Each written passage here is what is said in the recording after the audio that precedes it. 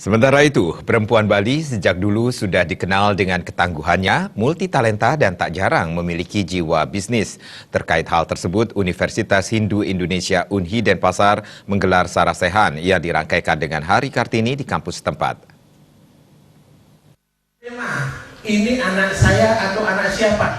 Ketua Panitia IKADEK Satria mengatakan momen Hari Kartini adalah memuliakan perempuan.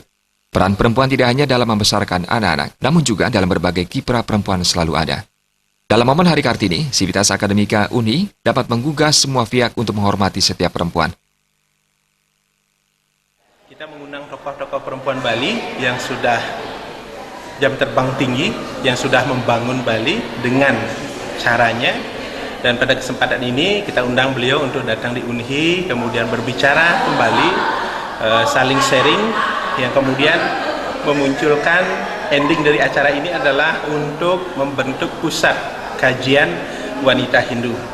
Harapannya adalah lembaga ini, pusat kajian wanita Hindu ini mampu berkontribusi tentang bagaimana sih kesetaraan gender, bagaimana sih peranan perempuan, bagaimana perempuan ikut membangun, bahwa ternyata dari rumah sampai kantor, sampai kembali ke rumah, peranan perempuan tidak bisa dipisahkan.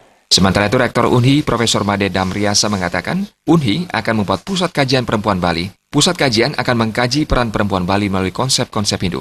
Dewasa ini, peran perempuan dalam berbisnis harus terus ditingkatkan dengan mengasah jiwa entrepreneur.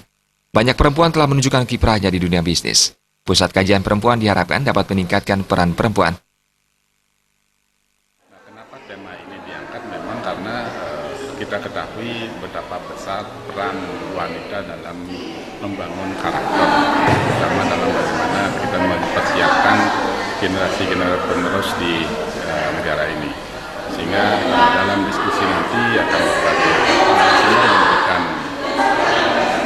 pendapatnya tentang apa yang harus kita lakukan ke depan terkait dengan meningkatkan kualitas sumber daya manusia.